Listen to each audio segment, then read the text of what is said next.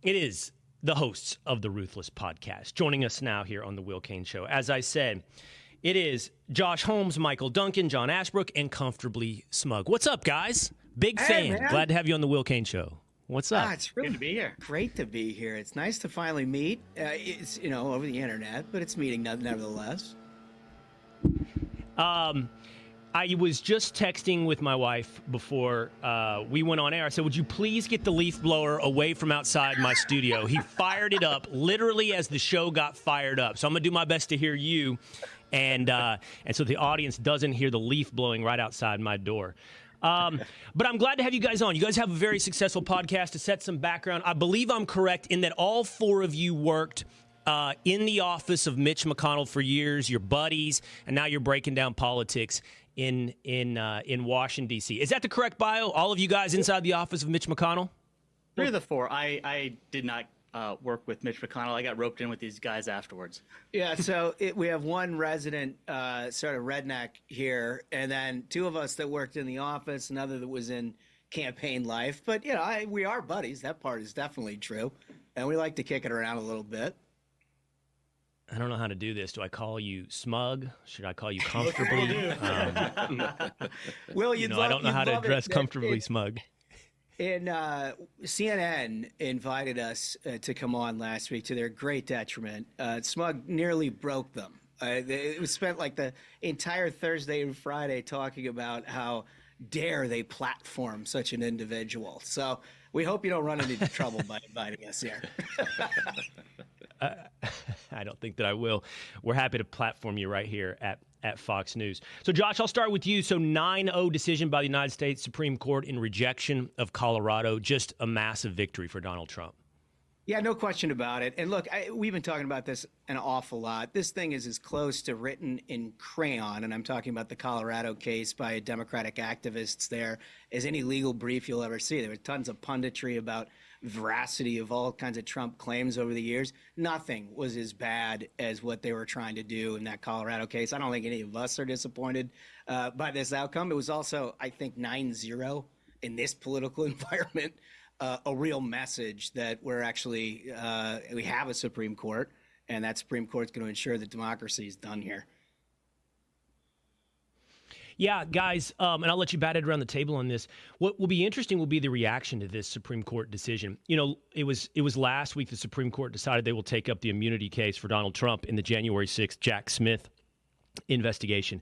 And in the wake of the Supreme Court taking up that case, I'm hesitant to say it's a freak out because it's become par for the course in that you saw, and I don't want to be dismissive about calling these people simply MSNBC pundits because many of these people hold positions at big time, at least historically reputable law schools. But people like Ellie Mistel basically moving, who's a professor and contributor at MSNBC, moving in a predictable direction, but that is the Supreme Court of the United States is now in their minds an impediment to democracy, that it's a real problem, the institution of the Supreme Court. Keith Olbermann, who at the same time we need to dismiss as unserious, but also recognize that he had at one time one of the most powerful voices on the left, has called this morning for the dissolution of the Supreme Court.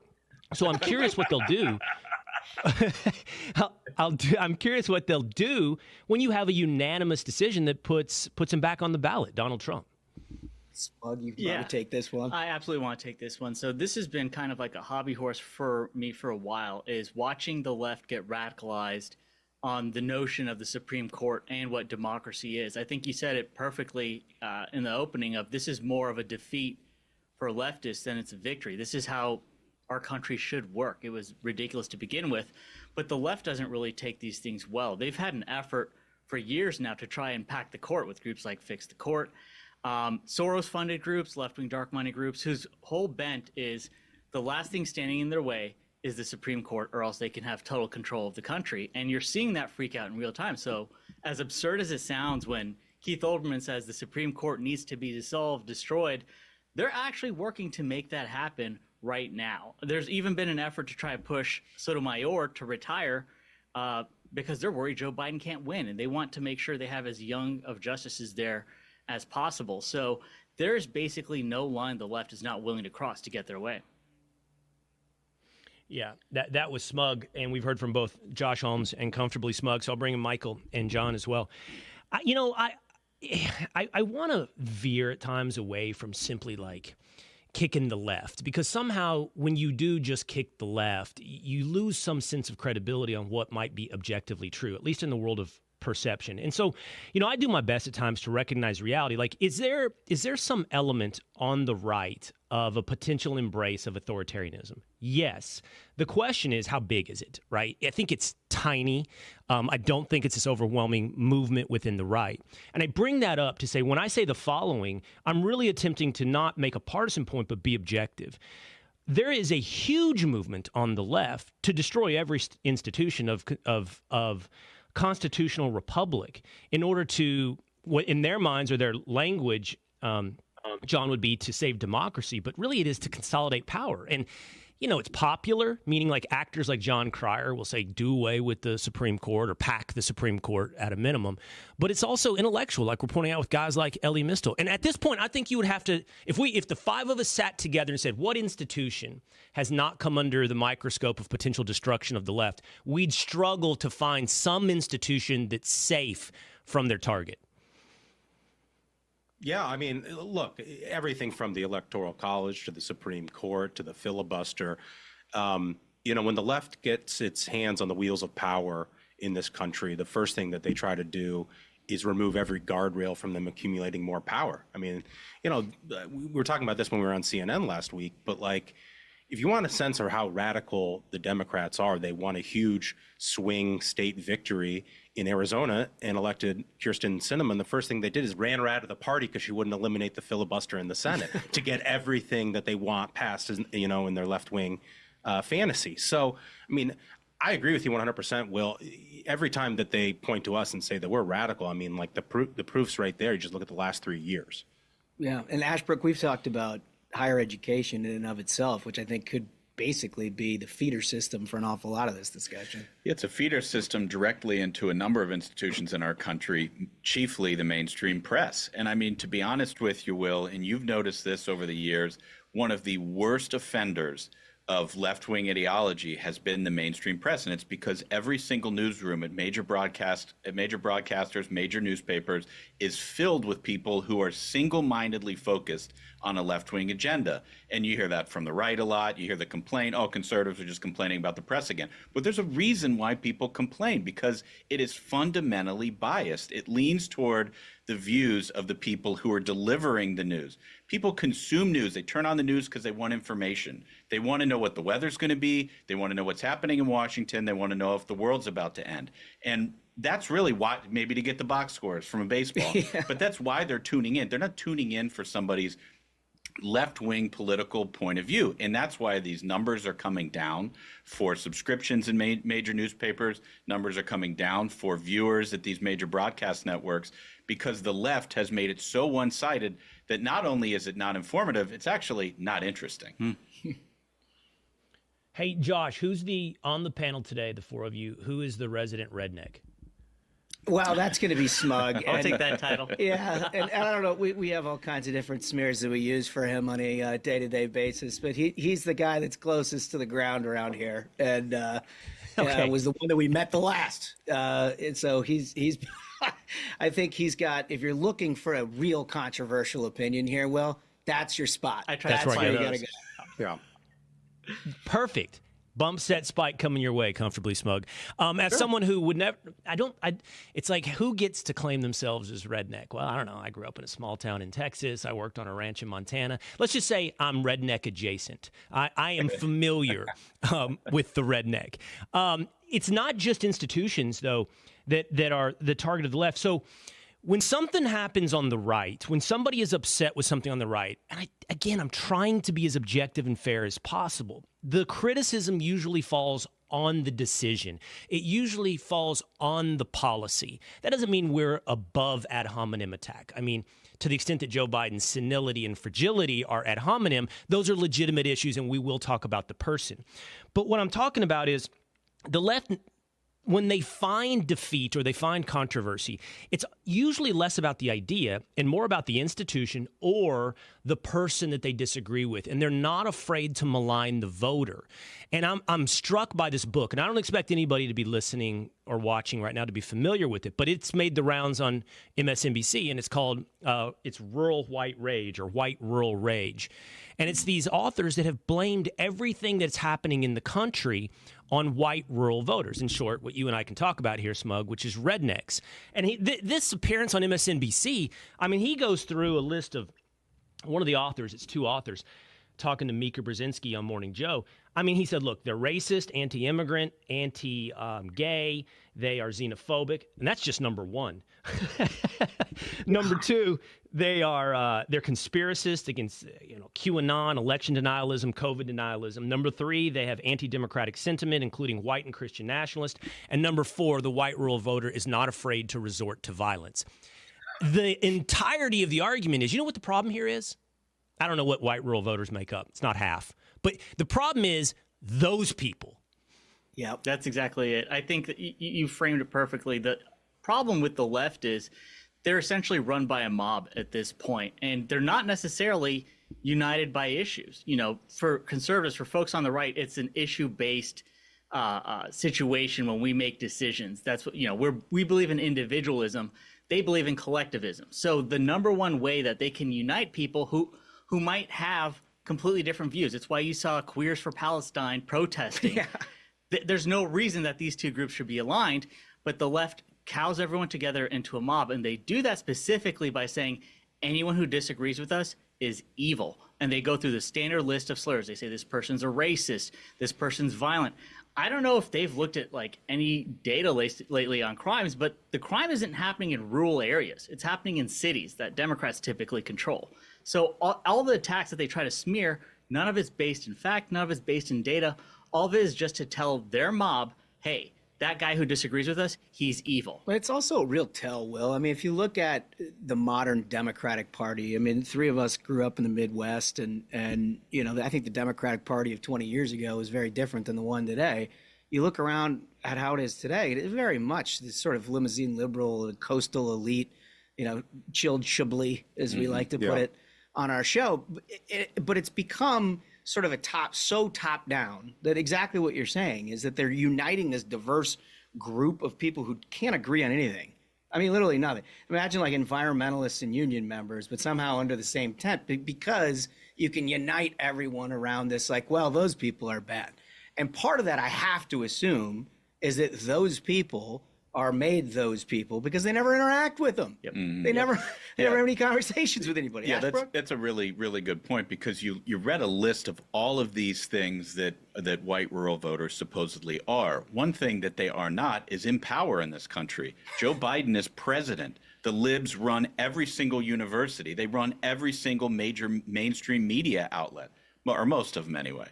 And and the reality is that they are in power, and they're blaming people who are out of power for all of their problems. I don't have any time for it. It is the most frustrating thing that you hear out of the left. They just blame people for their own problems. Yep. It's not only that they're punching eyes. In order to unite that fractured base that you guys talked about, they have to, it's like in Lost, as long as there's the others, we can keep ourselves together. I mean, that's the way, that's the point of war as well. It's like, okay, everyone projects the U.S., the way to unify the country is an alien invasion. But their alien invasion is the rural white voter. I mean, it's just otherize, divide. By the way, so that takes me, we'll bounce back and forth between various topics, but I want to follow it as it fits. I was struck by the Fox News polls over the weekend, where it's all good news for Donald Trump, but the place where it was really bad news for Joe Biden is, yes, when he had there's a question about where he succeeded and where he's failed. And the biggest failure is on the southern border. 71% of respondents say it's a huge failure. But the second biggest failure was 69% of people saying he gets an F is on unifying the country. And that was the banner that was flown in 2020, and we're saving democracy. And it's pretty eye-opening to see, maybe people do see what you just talked about, Michael. I mean, maybe people see this whole divisive strategy is doing the opposite of unifying the country. Well, I mean, what is the first thing that Joe Biden did after he was sworn in? He went ahead and he attacked every, red state governor in the country that was trying to pass reforms to their election laws and called them Jim Crow 2.0. Mm-hmm. Makes Jim Crow look like Jim Eagle, I think was the quote. Yeah. Right? And then it was MAGA extremists.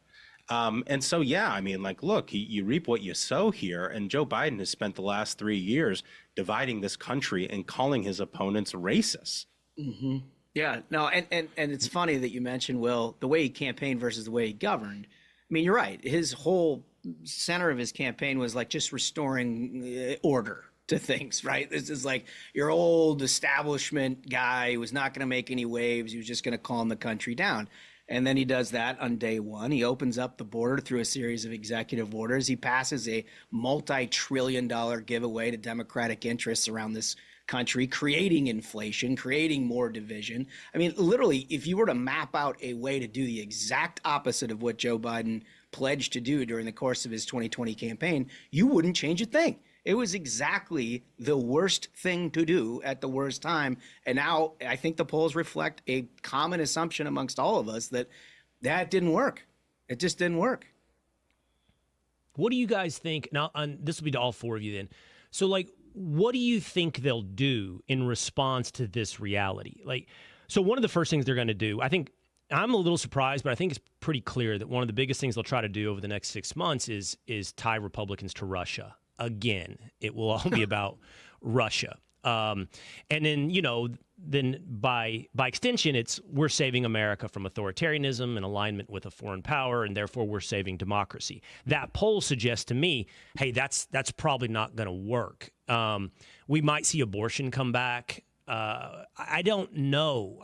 The lawfare, as we started the show with today, with Donald Trump winning 9-0 with the Supreme Court, the lawfare seems to be failing. The timeline of the cases don't seem to be adding up to happening before the election, which leads us to what will they do? And I've been someone who believes they will replace Joe Biden. I put that to you guys at Ruthless.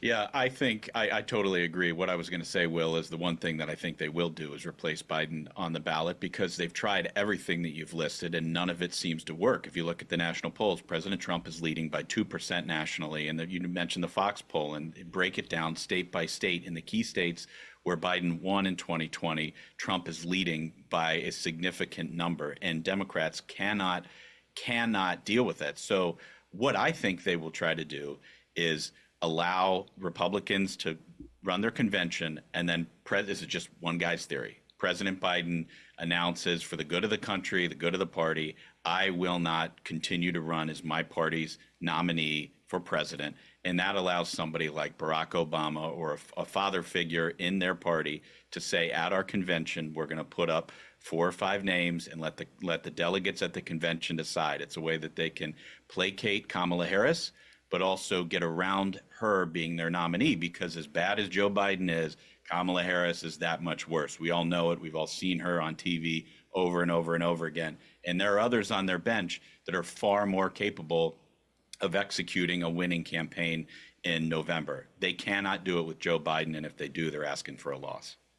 Smug, you got thoughts on that? Yeah, I mean, I agree with Ashbrook. So the big pickle that they have is the whole reason Joe Biden picked Kamala Harris is because she called him a racist. So, on the Democrat side, that kind of works. But it ended up being one of the only good decisions he's ever made, because now there's a situation where, okay, if we get rid of her, we're stuck with Kamala, who, I mean, she can't even complete a sentence. It's like because there's nothing up there. It's not because she got old. The ultimate it's insulation. Never there to begin with. Yeah. And then the other problem they face is if they try to get rid of her, all of a sudden you have the backbone of the Democratic Party, which is black women voters, upset that, okay, so they're just completely going to throw us to the side and find someone new that they want, especially if they get Gavin Newsom to go in, because the Democrats have kind of conditioned their supporters to believe white men are evil. And so that doesn't help the case for Gavin Newsom. I mean, I think Ashbrook's completely right when he says that there's no winning formula for Joe Biden. I mean, we've now seen what his record looks like as a president. So they can't run on the record. So they're just going to play the hits from 2020. They'll say, okay, democracy's dangerous. Russia's back. They're going to play all the old hits and hope that it works, and it absolutely won't. Okay. So I don't think the lawfare is over, and I think they're sort of still pinning their hopes to that, and I think that's the only reason Joe Biden stays on as the nominee. You got to realize, Will, the Democrat psyche has been broken over the last 6 years. They've always thought that there's some, shining knight on a white horse that's going to come and save them. First, it was going to be Robert Mueller, and then it was Michael Avenatti, and then it was Adam Schiff, and now it's, a series of prosecutors around the country. They're always looking for this, ex machina moment where someone's going to come in and save them. Of course, no one's coming to save them. But if I'm them and I'm looking at this 9-0 decision from the Supreme Court, what I do look at is the timeline. Oral arguments in this case were just 3 weeks ago. So they rendered a decision very, very quickly. So April 22nd, I think, is when they're going to hear oral arguments in the immunity claim that Donald Trump is making before the United States Supreme Court. So, okay, 3-4 weeks from that, you're looking at the middle of May. And for them, maybe they're just holding out hope they can get one more of these things to trial date, right? Like the D.C. Jan 6 case or the Mar-a-Lago docs case. So I think they're going to pin their hopes on that because the polling does not look good. No, I think that's right. I mean, the one note of caution I have to conservatives is they're looking about, where these polls are now. There's an awful lot of consolidation that is yet to be done on the Democratic side. Tons of frustration over things like Israel, young voters, people who support the idea of a Palestinian state, all that. We saw that play out in Michigan. None of that stuff can be cobbled together on its own without a, as you suggested, other way of campaigning. And Donald Trump's going to be the other. They had very, very successful othering during 2020. And I think that they deep down believe they can do it again.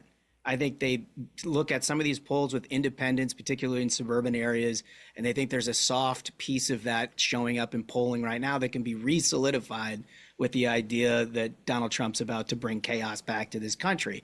Now, I happen to think they're a little shy on where they need to be if you look at these polls right now, but it's not the worst play in the world is my point. And it is not impossible to imagine a scenario in October of 24 where they've been able to reconsolidate an awful lot of those voters and make this a real nail biter. All right, I'm going to follow up with something each of you said. So I'm going to go back to you first, Michael. So let's stay with the lawfare. So if you're inside their mind and they get a trial date sometime in summer, either on the Mar-a-Lago classified documents case or the January 6th case, is the idea, again, in their mind, if I get it into a courtroom, I pummel Donald Trump's polling numbers, or if I get a conviction, I pummel Donald Trump's electability. I still think they haven't reconciled with the fact that an indictment, and I know we talk about the polling, like conviction versus indictment have much different effects on a poll. So they're betting on the effect of conviction on the electorate.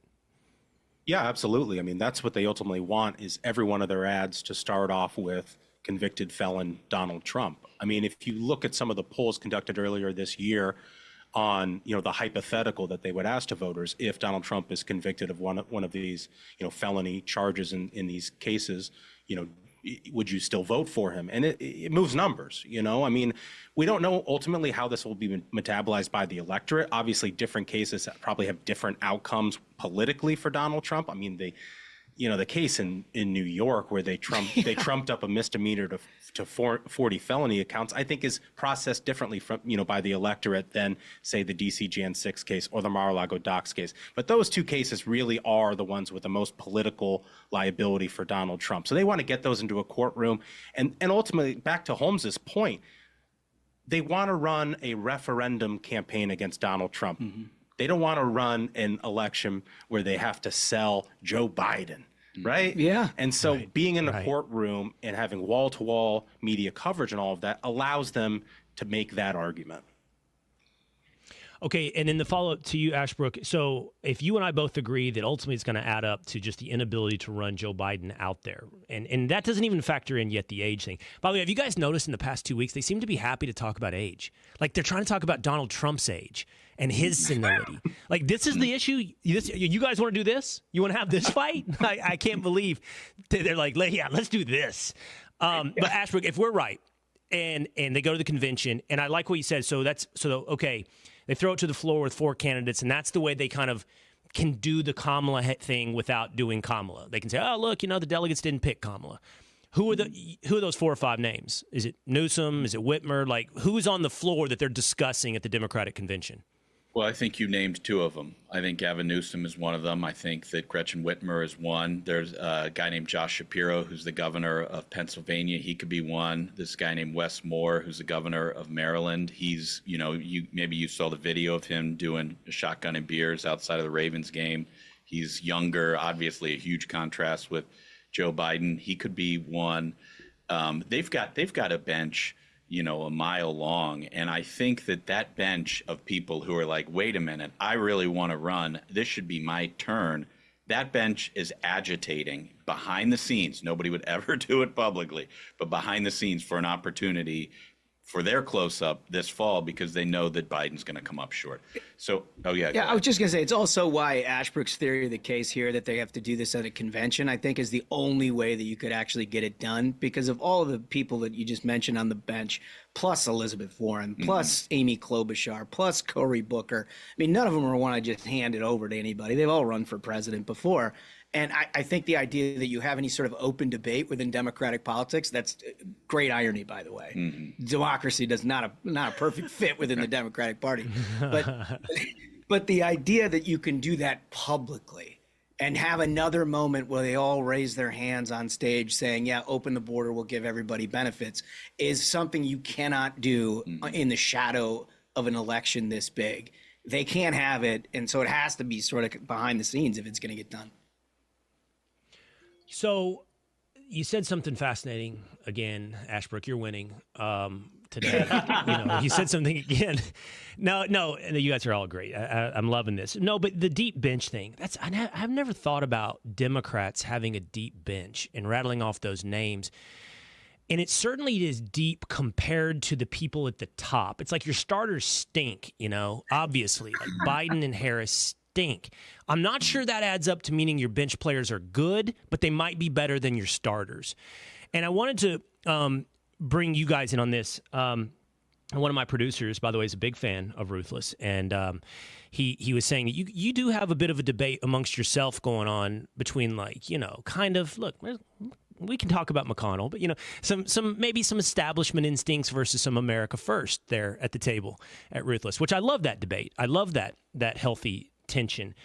I did a Fox Nation primary show about a week ago, and Congressman Michael Waltz was on. He said Republicans have a deep bench.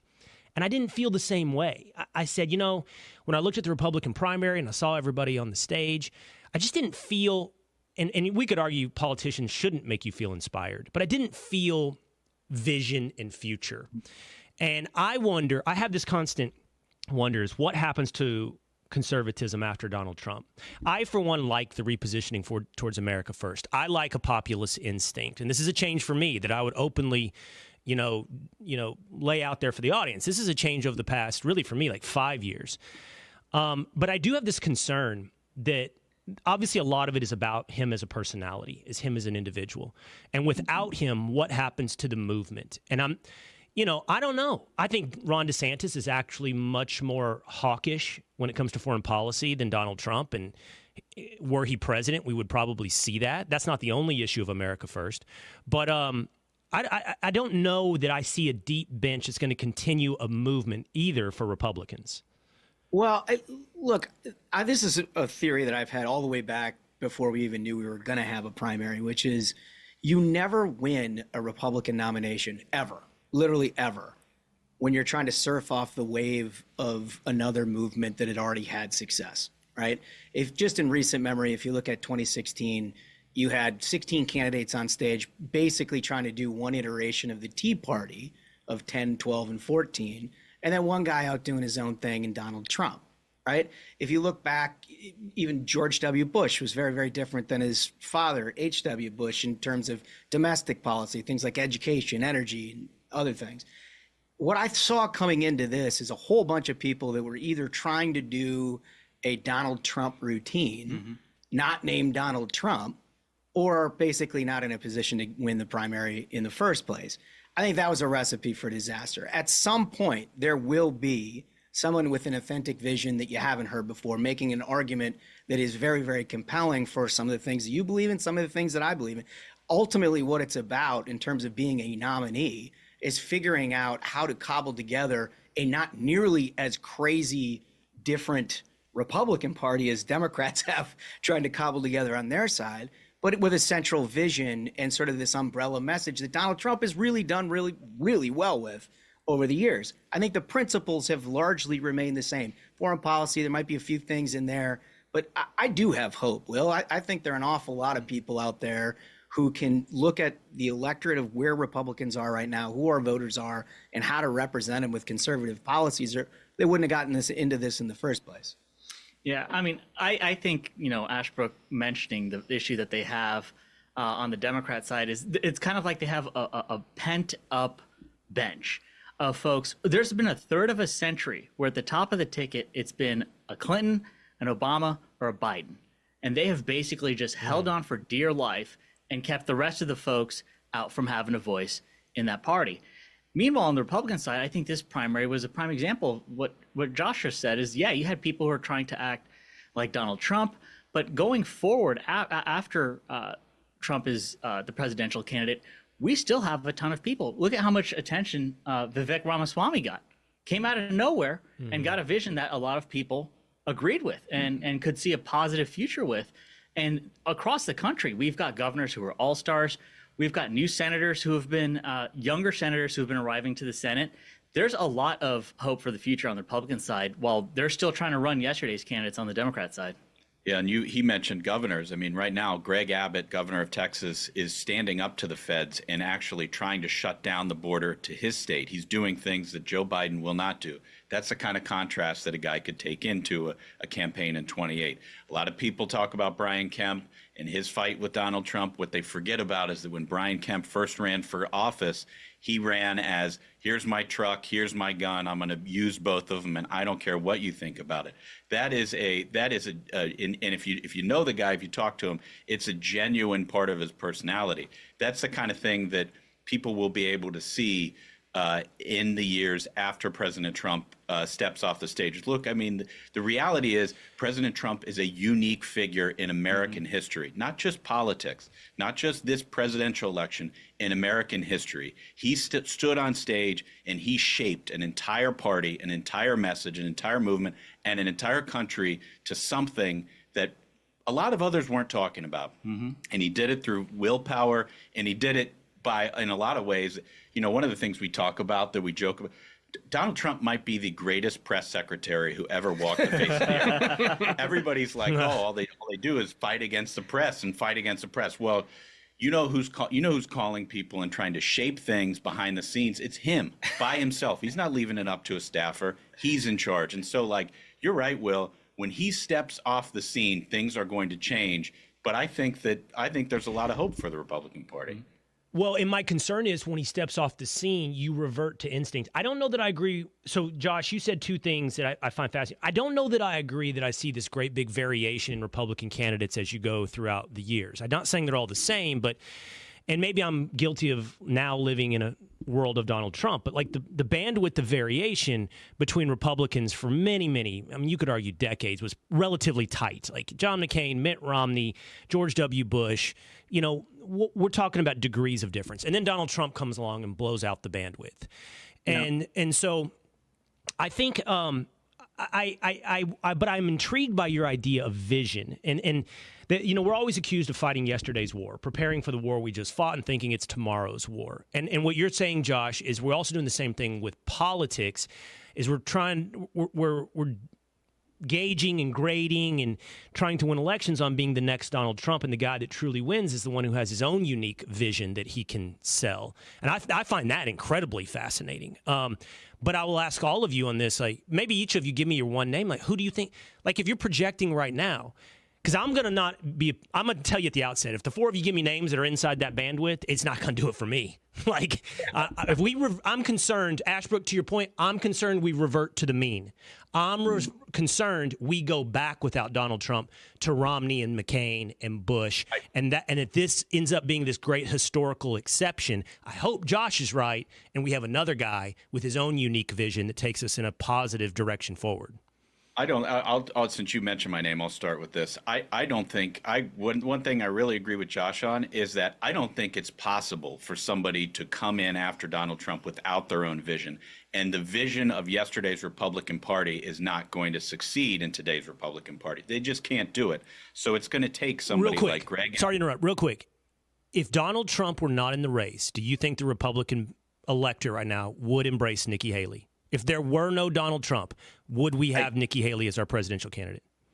That I don't know. Maybe DeSantis, maybe Haley, but it's a different coalition, though. Well, the thing is it's a pretty dynamic electorate, and I think the core Trump voter that you're focusing on here, no, I don't think that they would be happy with Nikki Haley at all. But I think Nikki Haley probably opens up a opportunity for your center right that Donald Trump doesn't have. And so it's a different coalition of people. Like, I certainly don't think that the Donald Trump base would ever cast a ballot for Joe Biden. You know, whether or not they even vote at all, I think is the only question worth asking there. And you know, like the polls show that she would have some pull that Donald Trump doesn't in a different segment of the electorate. And I think that's one of the mistakes that all these candidates made all along, is that they were basically trying to win Donald Trump's electorate.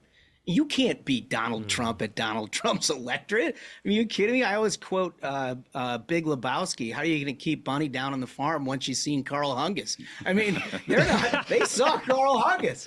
Bunny's not staying on that farm, right? And so it's going to be different no matter what going forward. And I think there's just a lot of people who have different machinations within a conservative electorate to get the job done. We do also fall back on the fact that, like, he's the most recent president we know to think political history started with Donald Trump and the Republican Party. And we've talked about it previously on Ruthless. But, you know, after the 2014 election, we had 54 Republican Senate seats and 241 Republican House majority. You know, I mean, like, those are huge historic numbers. And then Donald Trump went in and supercharged it with, adding people to the coalition. Now, I just think long-term success of the Republican Party is going to require doing those two things, like keeping part of that suburban coalition that dominated in the Republican Party for so long, and also appealing to the Donald Trump electorate, a more rural electorate. In those two things in concert, I think, are a recipe for success for the Republican Party in the future. They're not mutually exclusive. Everybody wants to act like they are. They're really not. It's just a matter of having a messenger that can do that. Mm-hmm. Yeah, but just to go back to, there is no other Donald Trump. He's unique. There isn't. The next person is not going to be Donald Trump.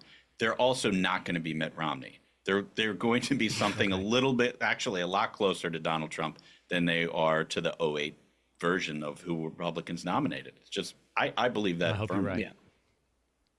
I hope you're Ashbrook. By the way, in the mid-show rankings, I mean, huge leap forward for Josh, invoking The Big Lebowski, like the most quotable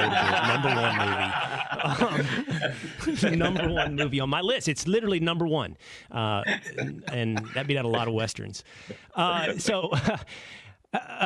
it was so good, you made me forget where I was going to go as a follow-up. I get there and I'm tight. I'll go back to you, Michael, because you kind of seem to be, in our short conversation together, interested in the lawfare angle of this. Man, am I blown away by Letitia James. Like, Letitia James, the AG of New York, she's great. I love her because she's like, she's not hiding it. She lets you know the entire lawfare playbook. Hey, she filed a lawsuit last week, apparently, against the biggest beef provider for not having a net zero plan. She jumped in on a Colorado case that had anything to do with New York about the cake shop that doesn't want to, make the gay wedding cake. She kind of is like sodium pentothal. She's truth serum. She lays it out naked for everybody. This is who we are. Letitia James in New York. Absolutely perfect. Yes. The Democrats, whether it's that case or it's the other case, would like you to believe that, democracy's at stake, and that's why we have to stop Donald Trump. And, I think we all recognize here that what this is a politicized process where they're doing everything they possibly can to beat Donald Trump at the ballot box. It's not ultimately about the truth or... look, she's tweeting out the interest on the judgment that Donald Trump owes. She's tweeting it out every single day. I mean, she's a gift to Republicans that she's laying it all bare for the public to see that this is all political. Yeah, mid-show rankings. Will, where do you put Fanny and Tish on your rankings? I mean, it seems like a fierce competition for the most incompetent prosecution, and I just, where do you come down? Who is it? Who'd you say? Tish and who? Fanny. The most incompetent. Oh, Fanny. Yeah, Fanny Willis. Georgia. Yeah, I know. Yeah, I know. I'm glad you took my pronunciation. If you said Fawny, I wouldn't know who you were talking about. That's the big. Is she Fawny or is she Fanny? I mean, I think she wants to be Fawny, but yeah, Fanny most incompetent. I mean, James, by the way, has a judgment on her hands. At least she can claim a W right now in the court system, even if it's horrendous. Smug, let's get back to some controversy. So you've been missing for way too long. I'm going to throw you two racial news items in the story, and you help me reconcile these two. And you can. Always here for that. But University of Florida, through the state laws passed by Ron DeSantis, they banned DEI. And I guess the Florida system is the first to implement it because maybe they have a bolder board of regents than, say, the Florida state system. By the way, that drew the ire of one of my childhood heroes, Emmett Smith, because he doesn't understand the difference between equality and equity. Literally in his tweet going after it, he replaced the word equity with equality. But great thing in Florida. And then in that same Fox News polling, this is shocking. So Donald Trump, I don't remember, I think he's in the 20% range with black voters, but the Latino voters, shocking. He's beating Biden 46-40, and he lost it in 2020, 65-32. That's a massive swing in Latino voters towards Donald Trump. Yeah, and you know what? I think actually these two stories are completely intertwined. DEI is basically the heart of the modern progressive movement of the left. Their belief in, again, like we said, uniting all these different coalitions who would seemingly not have anything to agree with almost by a threat of force. And so you're seeing, I think it was specifically after the attack on Israel when even leftists were horrified to see on college campuses, posters of Israeli hostages being torn down. Because the whole belief that DEI has is you are born into sin. There's no redemption for that. There is an oppressor and there's the oppressed, and we decide who is who, and you have to march lockstep with that. It's a horrendous system. And like you said, there's a significant difference between equality and equity. The equity part that the left pushes is essentially just trying to create permission for themselves to punish their enemies. And so that's what you're seeing. Their whole reason of, we're allowed to riot because this is part of equity. You have to have justice enacted by mobs. And what you're seeing is there's a significant portion of the Latino community that's not with that message at all. They do not see themselves as victims. They do not necessarily kowtow to the left's demands of what they believe. You see polling on the term Latinx. Over 97% of Latinos are offended by the use of that term. That's a change of their entire language by leftists who demand how it works is changed because they want to be able to have their pronouns and everything that they want to force on others. So they've alienated a significant part of that population. I would not be surprised to see the numbers go up from the 32% that Donald Trump already got in 2020. Yeah, I think that's right. Well, there's another side to that. I'll just add this, and then you guys jump back in. So obviously, there's all kinds of cultural issues that would attract Latinos towards the GOP, but the other thing is, if you're going to play this coalition thing of we're gonna elevate you on the totem pole and hierarchy higher than someone else, then you got to have your constant finger on the pulse of who's above and who is below. And I remember when I had a radio show on ESPN. And it was during the George Floyd, national reckoning. I remember Latino dudes calling into my sports show and being like, no one's talking about us. Where do we fit in this new national framework that everything is black and white? And the DEI regime, although I know it makes allowances for every race, who's left out of the entire handout that is equity, the entire ranking of hierarchies? It's the biggest racial minority in America. It's Latinos. They have no place in the DEI totem pole. Yeah, it's one of the most taken for granted elements of the Democratic base and coalition is that they've sort of played lip service to the Latino community for 20 years, just assuming that everybody shows up and supports Democrats because they always have. And what you're seeing in a whole bunch of places around this country that in particular have multi-generational Latino communities, people who have been here, who've had success, who have families, who've grown their communities. There's a huge awakening that has happened within those communities to say, like, all right, hold on. We've voted Democrat for a long time. What are they doing for us? What are they doing for us? And the way that they're speaking about our community as if it's monolithic, right? As if the Cuban in South Florida is the exact same as the Mexican American in Southern California. Yep. Like, it's just, they've kind of mashed all of this together to a point where you're like, yeah, it's fine. Yeah. You're Democrat. You speak Spanish, right? No, you're Democrat. Don't worry about it. It's like, it makes no sense. And meanwhile, on the Republican side, you're seeing a whole bunch of like nominees for the Republican Party in these districts reflecting their community with conservative principles. You see that along the South Texas border. You see that in South Florida. It's now happening increasingly in places like Colorado, Nevada, and other places. And that is only going to bring more success, Donald Trump or no Donald Trump, within the Republican Party and the larger conservative movement for years to come. And not just Latinos. Think about Asian Americans. Yeah. Like DEI Right. is hostile to Asian Americans. It's not just about like forgetting Latinos. No, it's like here. they're the target. They're the target. They're like, no, we do think it's good Yeah. that colleges try to discriminate against Asian Americans. Right. It's true. It's like everybody kind of blows past that. They're like, no. You're the target. Right. Your admission number is the one we don't want. But it goes back to what Smug has said from the beginning, and I love the way he sort of clinically walked through that entire explanation of DEI. But there are just oppressors and the oppressees. And sorry, Asian Americans, now you're oppressors too. And Jews and Latinos. And also, like, the response that the left has had to this is completely insane. Like, I think it was the Washington Post who had a headline saying that Latinos can be white supremacists too. Yeah, that's right. None of this is making sense. They've got their work cut out for them to get people to believe this. Yeah. All right. Are you guys, as we wind down the home stretch here, I don't think I've met any of you guys in person. But you're a bunch of dudes. Are you guys sports guys? Oh my God, we are just like the most massive sports guys. My number one question to you is how the hell it is that you got out of sports and into politics, because I'd trade with you in its heartbeat. But I'm not trying to be mean, Josh, but that doesn't make you any different than anybody else. Like, everybody in politics wants to be in sports, and everybody in sports wants to be in politics. It's the weirdest thing in the world. I'll give you the serious answer really quickly. I was in politics and news before I went to ESPN and did sports, and so I was always kind of in this vein.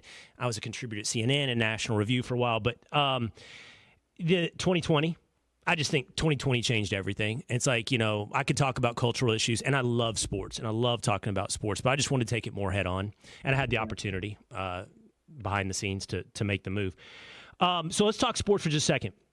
So Caitlin Clark at the University of Iowa is a stud. She has broken the all-time NCAA scoring record, which the reason we're talking about today is she beat Pistol Pete Maravich's record from, I don't even remember, was he in the 50s, 60s? I don't even remember. It was like 70s, I think. Yeah, he was at LSU. He was at LSU in the 70s? Wow. Yes, I think seems older for some reason. So she beats that record. And I think that we've got this weird thing going on where, like, there is an element of the coverage and I guess, it is coverage based, but to elevate what she's done and put it on the same plane as Maravich. And it's just not. It's a different sport. I mean, not just because it's male-female. Like, Maravich didn't have a three-point line or a shot clock, which meant, like, you're a scoring leader when everybody's trying to keep the score as low as possible. That's incredible. But then on the other hand, there are people who are diminishing what she's doing, and those are the people within the world of women's basketball. That's like Cheryl Swoops. She's a Hall of Famer, Texas Tech, WNBA. And I think we know why. Let's be real. That's race. The reason is because Caitlin Clark is white. And, I mean, if we're just getting right down to it, that's what's going on with people like Cheryl Swoops.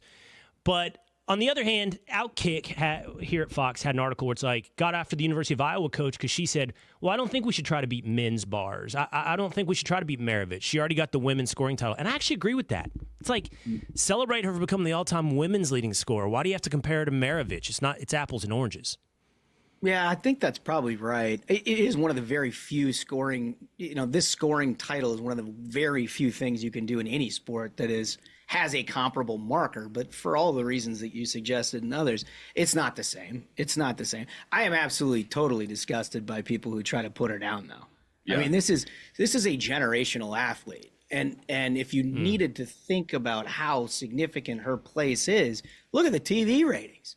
Right? I mean, women's college basketball was absolutely nowhere for years, rivaling WNBA, which is a ghost town. And then all of a sudden she shows up in the last couple of years and they're beating like men's bowl games in terms of overall audience. That in and of itself should tell you how significant a character and a figure this is in sports, period. Not like men's sports and women's sports. That's right. And if you're raising girls who are playing sports, they're looking for figures who are like them that they can root for. And the only thing that you'd see on TV is, men are dressing up like women and playing women's sports. and in reality, man, she is a hero to these girls who are looking for a hero. Yeah. They want a hero, and she's the best thing there is. Another thing that Outkick had that I thought was very funny that you guys found over the weekend. ESPN apparently said that she was at Iowa State. Yeah. Did you guys see this? Yeah, they're not sending their best at ESPN anymore. Which, by the way, if you're watching NBA coverage or men's college basketball, they're going to shove some women's basketball at you. ESPN's going to be like, hey, you like some basketball? Here's some female basketball. They're going to shove it at you like consistently, but they can't get it right. So true. It's like 7 promos every 15 minutes. Like, no, here's another game. You like that game? Here's another game. You're like, no, I'm not interested in that game. I did like that she broke the record at the foul line. Yeah. I thought that was very poetic, a way to do it. Just like you and the record. You know what I mean? Yeah. And none of the noise, none of the commentary, none of the other players, just you and the shot. And I liked that. I think it makes for a good storybook ending. Yeah. I hate to do this now that we're all being nice, and Josh has said the thing about I really don't like people tearing her down. So how do I make this transition without it seem like I'm tearing her down? Which I'm not. There was this sports radio station in Dallas that I have sort of a love-hate relationship with. They had this fascinating hypothetical, and they were like, the state champion high school football team in Dallas last year is really good. Like all the starters go in D1. It's an incredible team, right? Here was the question. Could they beat the 1971 Dallas Cowboys Super Bowl champions? Like, you rewind history, how long do you have to go back before? By the way, they're faster, bigger than anything. That team was full of Hall of Famers, the Cowboys, so those are some big guys. But they haven't seen anything like these motion offenses and the speed, and you got to normalize equipment and normalize officiating rules. Like, who would win? And in the end, they were like, well, the Cowboys would win because it's men versus boys still. Like, same reason you can't beat up your dad until a certain age. But then there is an age when you can beat up your dad, right? And so how far do I have to rewind the WNBA All-Stars before they take down an NBA champion? Like, do I have to go 30 years, 40 years, 60s? Oh. Could they beat the Celtics of the 60s? You're still going to run into Bill Russell. There's no chance that works. Yeah. I think you got to go before that. I mean, we're talking about Dr. James Naismith, perhaps in that era. When we get into something. For real, though. I mean, they're just huge people. Yeah. They're just huge people. But that alone. Well, I know I'm gonna take a bunch of crap from you guys for mentioning this because you make fun of soccer. I happen to like it. Here we go. But I'm with you, Michael. I'm with you. I'm with you, Mike. Thank you. Famously, the women's, U.S. national team lost to a U15 boys team. Like, the gender stuff just doesn't work, right? Yeah. It's just totally different. Yeah, Billie Jean They didn't lose to. They didn't just lose to like a U15, national team. They lost to the FC Dallas U15. It is their MLS Academy team, but it's like one of 32, in the country, and they lost to them. There is a gender thing, and I'm not trying to. I think Caitlin Clark's incredible. I think women's athletes are incredible. They should be judged on their own standard of against women in their own history. But I do like the time traveler thing. How far do we have to go back to modern day? I love that. We're going to start playing that. We'll get that with the Immaculate Grid stuff going tomorrow morning. We can come up with some stuff. Yeah. Unfortunately, sports is the only thing you can do it in because of bigger, stronger, faster. Donald Trump versus Ronald Reagan debate. pretty fun to think about. Like Pretty good. That'd be a good one. That would be awesome. I can't even imagine. That would be so good. I mean, honestly, if we're being real, Trump would find some way to make Reagan a joke, and he would. And I'm not saying that's good or bad, but he would, and you know what's the it. nickname? Like, first off, what nickname does he come up with? Well, I Because he'll think come up with one on stage. and he'll First catch of all, on. he'd call him a trash actor, right? You're like, all your movies sucked.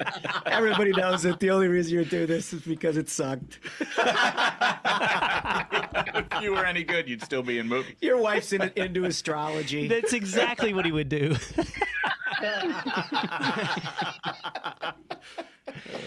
All right, man. This has been a lot of fun. Josh Holmes, Comfortably Smug, Michael Duncan, John Ashbrook, you guys are great. Check out the Ruthless Podcast. I've loved having you here on the Will Kane Show.